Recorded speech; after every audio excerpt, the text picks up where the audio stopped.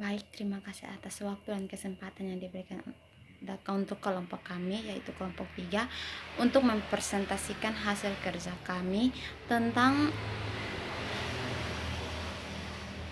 akuntansi manajemen sektor publik. Baik, untuk pemateri pertama saya persilakan. Perkenalkan, nama saya Marta Dawang. Di sini saya akan menjelaskan tentang ruang lingkup akuntansi manajemen sektor publik. Definisi akuntansi manajemen menurut Garkit Institute of Management Akuntansi, yaitu penyatuan bagian manajemen yang mencangkup penyajian, penafsiran informasi yang digunakan untuk perumusan strategis, aktivitas perencanaan dan pengendalian, pembuatan, kepuasan, optimalisasi, penggunaan sumber daya, pengungkapan kepada pemilik dan pihak luar, pengungkapan kepada pekerja, pengamanan aset. Bagian integral dari manajemen yang berkaitan dengan proses identifikasi, penyajian dan interpretasian atau penafsiran atas informasi yang berguna untuk yang pertama, peran utama akuntansi manajemen sektor publik adalah menyediakan informasi akuntansi yang akan digunakan oleh manajer publik dalam melakukan fungsi perencanaan dan pengendalian organisasi. Informasi akuntansi diberikan sebagai alat atau sarana untuk membantu manajer menjalankan fungsi-fungsi manajemen sehingga tujuan organisasi dapat tercapai. Fungsi manajemen seperti perencanaan, pengkoordinasian, pengorganisasian, dan pengendalian tidak dapat dilakukan tanpa informasi yang memadai. Informasi dalam suatu organisasi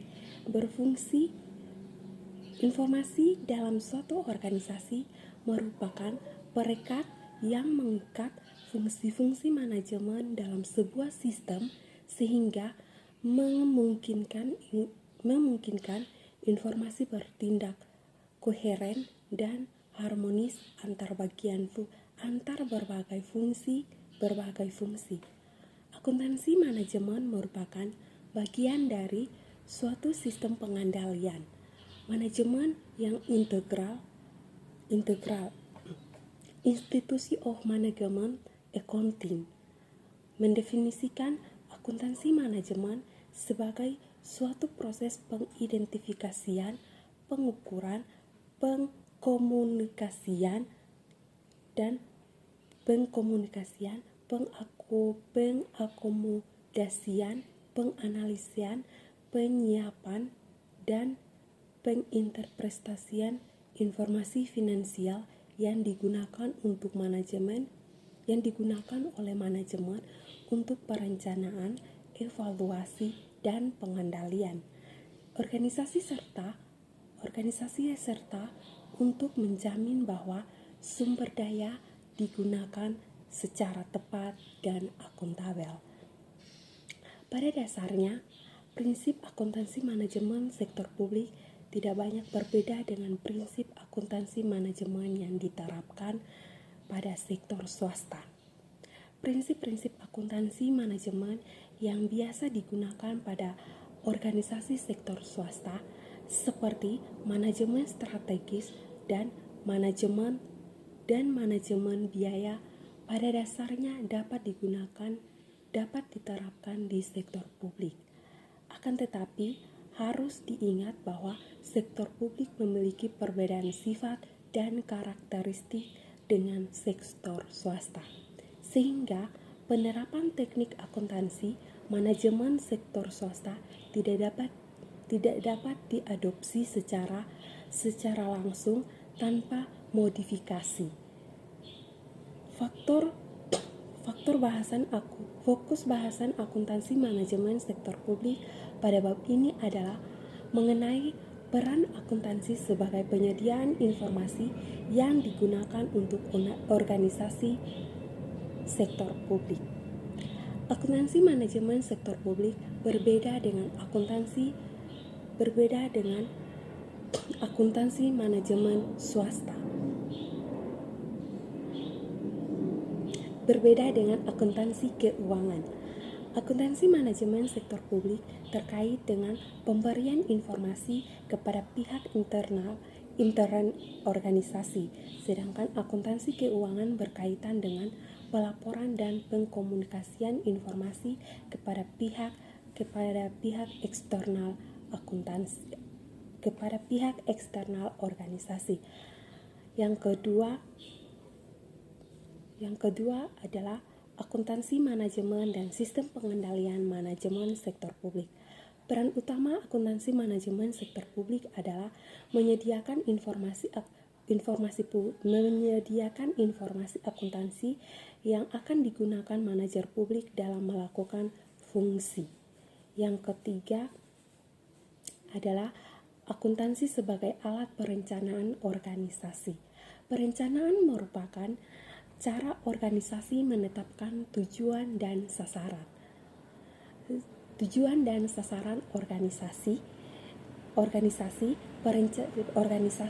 Perencanaan meliputi aktivitas yang sifatnya strategis, fokus, dan melibatkan aspek operasional.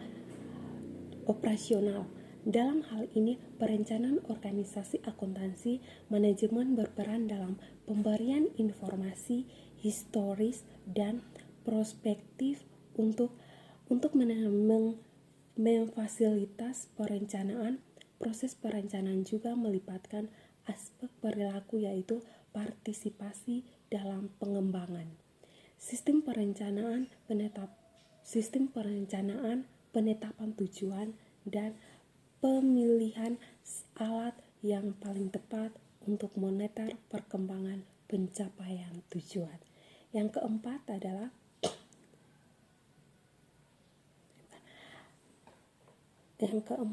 adalah akuntansi sebagai alat pengendalian organisasi. Untuk menjamin bahwa strategis untuk mencapai tujuan organisasi dijalankan secara ekonomis, efisien, dan efektif, maka diperlukan suatu sistem pengendalian yang efektif. Pola pengendalian organisasi berbeda-beda tergantung pada jenis dan karakteristik organisasi. Organisasi bisnis karena sifatnya yang berorientasi pada perolehan laba, maka alat pengendaliannya lebih banyak bertumpu pada mekanisme negosiasi atau negosiasi bargain.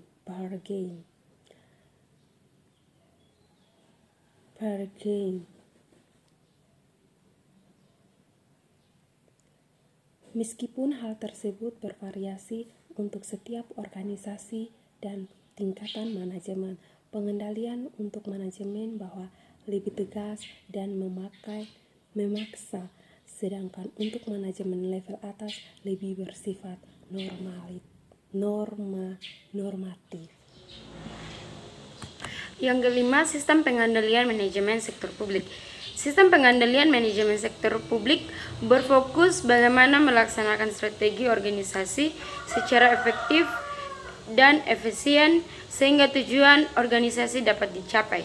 Sistem pengendalian manajemen tersebut harus didukung dengan perangkat yang lain berupa struktur organisasi yang sesuai dengan tipe pengendalian manajemen yang digunakan, manajemen sumber daya manusia, dan lingkungan yang mendukung.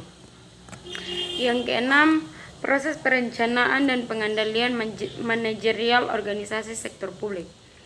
Perencanaan dan pengendalian pada dasarnya merupakan dua sisi dari mata yang sama. Keduanya harus dipertimbangkan secara bersama-sama. Tanpa pengendalian, perencanaan tidak akan berarti karena tidak ada tindak lanjut untuk mengidentifikasi apakah rencana organisasi telah dicapai. Perencanaan dan pengendalian merupakan suatu proses yang membentuk suatu siklus sehingga satu tahap akan terkait dengan tahap yang lain dan terintegrasi dalam satu manajerial pada organisasi sektor publik menjadi 5 tahap. Yang pertama, perencanaan tujuan dan sasaran dasar. Yang kedua, perencanaan operasional.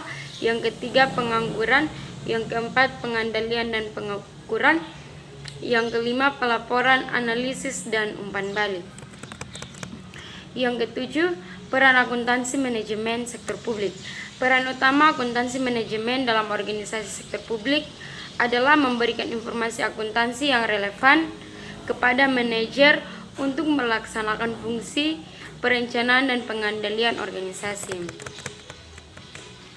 Peran organisasi dalam sektor publik meliputi yang pertama perencanaan strategi, yang kedua pemberian informasi biaya, yang ketiga penilaian investasi, yang keempat pengangguran, dan yang kelima penentuan biaya pelayanan dan penentuan tarif pelayanan, dan yang keenam penilaian kerja. Yang pertama, perencanaan strategi. Akuntansi manajemen dibutuhkan sejak tahap perencanaan strategi. Pada tahap perencanaan strategi, manajemen organisasi membuat alternatif-alternatif program yang dapat mendukung strategi organisasi. Manfaat perencanaan strategi bagi organisasi antara lain sarana untuk memfasilitasi terciptanya anggaran yang efektif. Yang kedua, sarana memfokuskan manajer pada pelaksanaan strategi yang diterapkan. Yang ketiga, sarana untuk memfasilitasi dilakukan alokasi sumber daya yang optimal. Yang keempat, kerangka pelaksanaan short term action. Yang kelima, sarana manajemen untuk memahami strategi organisasi secara lebih jelas, dan yang keenam, alat untuk memperkecil rentan alternatif strategi. Yang kedua, pemberian informasi biaya. Biaya atau cost dalam konteks organisasi sektor publik dapat dikategorikan menjadi 3 kelompok, yaitu yang pertama biaya input, yaitu sumber daya yang dikorbankan untuk memberikan pelayanan. Yang kedua, biaya output adalah biaya yang dikeluarkan untuk mengantarkan produk hingga sampai ke tangan pelanggan.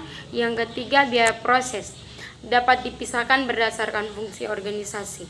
Biaya ukur dengan mempertimbangkan fungsi organisasi, misalnya biaya departemen produksi, departemen personal, biaya dinas-dinas, dan sebagainya. 3. Penilaian investasi. Akuntansi manajemen dibutuhkan pada saat organisasi sektor publik hendak melakukan investasi, yaitu untuk menilai kelayakan investasi secara ekonomi dan finansial. Yang keempat, pengangguran. Akuntansi manajemen berperan untuk memfasilitasi terciptanya anggaran publik yang efektif terkait dengan 3 anggaran, yaitu sebagai alat alokasi sumber daya publik, yang kedua aset distribusi, dan yang ketiga stabilisasi. Yang kelima, penentuan biaya pelayanan dan penentuan tarif pelayanan. Akuntansi manajemen digunakan untuk menentukan beberapa biaya yang dikeluarkan untuk memberikan pelayanan tertentu dan beberapa tarif yang akan dibebankan kepada pemakai jasa pelayanan publik, termaksud menghitung subsidi yang diberikan. Yang keenam, penilaian kerja. Penilaian kerja merupakan bagian dari sistem pengandalian. Pengandalian kerja dilakukan untuk mengetahui tingkat efisiensi dan efektivitas organisasi dalam mencapai tujuan yang telah diterapkan. Proses penentuan biaya meliputi aktivitas cost finding, cost recording, cost enhancing, strategi cost reducing, dan cost reporting. Dalam menilai investasi diperlukan identifikasi biaya, risiko, manfaat, dan keuntungan dari suatu investasi. Selain itu, faktor yang harus diperhatikan adalah yang pertama tingkat diskonto, yang kedua tingkat investasi, yang ketiga tingkat risiko, yang keempat ketidakpastian, dan yang kelima sumber perdana untuk investasi yang akan dilakukan. Yang kedelapan, mengubah perencanaan menjadi tindakan nyata. Perencanaan strategi dapat membantu mengantisipasi dan memberikan arahan perubahan. Perencanaan strategi perlu ditranslasikan dalam beberapa tindakan konkret. Oleh karena itu perlu didukung oleh yang pertama, struktur pendukung, yang kedua, proses praktik implementasi di lapangan, dan yang ketiga, kultur organisasi. Struktur organisasi harus mendukung strategi agar misi, visi, tujuan, dan strategi perusahaan dapat dicapai. Konseptual akuntansi sektor publik. Kerangka konseptual akuntansi sektor publik merumuskan konsep yang mendasari penyusunan dan pelaksanaan siklus akuntansi sektor publik. Konsep ini meliputi perencanaan, penganggaran, realisasi anggaran, pengadaan barang jasa, pelaporan, audit, serta pertanggungjawaban. Organisasi sektor publik, pemerintah pusat, pemerintah daerah, partai politik, yayasan, lembaga swadaya masyarakat, dan lembaga kepribadian. Kerangka konseptual ini selanjutnya akan membahas tentang pelaporan keuangan sektor publik. Pelaporan keuangan termasuk pelaporan konsolidasi dan pelaporan kinerja. Pembahasan selanjutnya akan menyangkut realisasi anggaran sebagai tahapan pelaksanaan dari proses sebelumnya. 2. Tujuan peranan kerangka konseptual akuntansi sektor publik. Yang pertama, tim penyusunan standar akuntansi keuangan sektor publik dalam tugasnya termasuk tim penyusunan standar akuntansi pemerintah. Yang kedua, penyusunan laporan keuangan untuk memahami praktik akuntansi menurut prinsip akuntansi secara umum dan standar akuntansi keuangan sektor publik.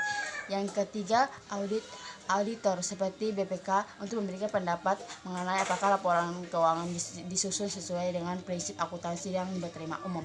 Yang keempat, para pemakaian laporan keuangan sektor publik untuk menafsirkan informasi yang disajikan dalam pelaporan yang disusun sesuai dengan standar akuntansi keuangan yang berlaku di sektor publik. Yang ketiga, lingkup kerangka konseptual akuntansi sektor publik, yaitu 1. Perencanaan publik, kedua penganggaran publik, yang ketiga realisasi anggaran publik, yang keempat pengadaan barang jasa publik, yang kelima pelaporan sektor publik, yang keenam auditor sektor publik, yang ketujuh pertanggungjawaban sektor publik.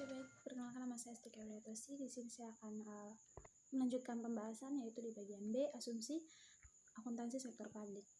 Yang pertama ada kebutuhan masyarakat, yang kedua alokasi sumber daya, yang ketiga ketaatan hukum atau peraturan, yang keempat dasar akrual, yang kelima kelangsungan usaha atau organisasi, yang keenam akuntabilitas kerja, yang bagian ke E yaitu implementasi karakteristik kualitatif akuntansi sektor publik yang terdiri atas unsur-unsur, yaitu yang pertama relevan, yang kedua keandalan atau reliabilitas, yang ketiga kualitas sekunder, yang keempat pertimbangan biaya dan manfaat, dan yang kelima materialitas. B. Pondasi akuntansi manajemen sektor publik. Tujuan utama akuntansi manajemen sektor publik adalah menyediakan informasi akuntansi yang akan digunakan oleh manajer politik dalam melakukan fungsi perencanaan dan pengendalian organisasi. Informasi akuntansi diberikan sebagai alat atau sarana untuk membantu manajer menjalankan fungsi-fungsi manajemen sehingga tujuan organisasi dapat tercapai. Pondasi akuntansi manajemen sektor publik adalah yang pertama, organisasi, struktur, dan sistem. Yang kedua, perilaku, aspek, aksi, dan kecenderungan. Yang ketiga, akuntansi aspek, teknis, dan strategis. Yang keempat, psikolog, aspek, emosional, dan mental. Baik, saya Lidiana Henuk. Saya akan menjelaskan sedikit tentang peranan teknologi dalam akuntansi manajemen sektor publik. Di sini perkembangan teknologi informasi yang sangat pesat dewasa ini memberikan banyak kemudahan pada berbagai aspek kegiatan bisnis. Peranan tersebut dalam berbagai aspek dapat dipahami karena sebuah teknologi yang menitik beratkan pada pengaturan sistem informasi dengan penggunaan komputer. Teknologi informasi dapat memenuhi kebutuhan informasi dunia bisnis dengan sangat cepat, tepat waktu, relevan, dan akurat. Peranan teknologi informasi ini sangat penting bagi perusahaan, mempunyai peranan penting yang dapat menjadi pusat strategi bisnis untuk memperoleh keunggulan bersaing, di mana peranan informasi teknologi dalam akuntansi adalah sebagai berikut. Yang pertama yaitu memudahkan dalam proses perhitungan yang melibatkan akuntansi. Yang kedua, mengetahui manfaat Excel. Sebab Excel sangat berkaitan dengan akuntansi. Dampak perkembangan teknologi bagi kebutuhan manajemen dan informasi akuntansi adalah: yang pertama, mengembangkan dunia industri yang menuntut adanya kriteria penilaian kinerja perusahaan. Yang kedua, peningkatan kualitas informasi dalam pelaporan keuangan suatu perusahaan. Yang ketiga, dapat memasukkan laporan keuangan dalam suatu perusahaan. Di sini juga menyebutkan bahwa saat ini teknologi informasi sudah menjadi kebutuhan dasar bagi setiap perusahaan, terutama dalam menjalankan segala aspek aktivitas organisasi. Baik, di sini saya akan menjelaskan mengenai contoh peranan teknologi dalam akuntansi sektor publik. Salah satu contoh pemanfaatan teknologi dalam akuntansi manajemen sektor publik adalah penerapan e-government. Pada intinya, e-government adalah penggunaan teknologi informasi yang dapat meningkatkan hubungan antara pemerintah dan pihak-pihak lainnya. Di sini, e-government mempunyai manfaat yang dapat dirasakan antara lain. Yang pertama, pelayanan yang baik kepada masyarakat. Contohnya, informasi dapat disediakan 24 jam sehari, 7 hari dalam seminggu tanpa harus menunggu dibukanya kantor. Yang kedua, peningkatan hubungan antara pemerintah, pelaku bisnis, dan masyarakat umum. Contohnya, adanya keterbukaan atau transparansi, maka diharapkan hubungan antara berbagai pihak menjadi lebih baik. Yang ketiga, pemberdayaan masyarakat melalui informasi yang mudah diperoleh. Contohnya, dengan adanya informasi yang mencukupi, masyarakat akan belajar untuk menentukan pilihannya. Yang keempat, pelaksanaan pemerintah yang lebih efisien.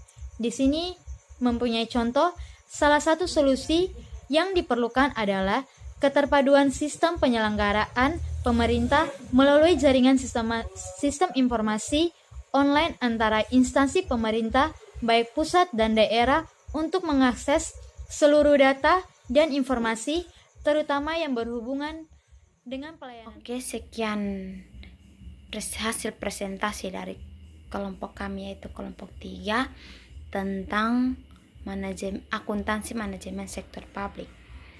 Untuk teman-teman yang mau bertanya, kami persilakan. Terima kasih.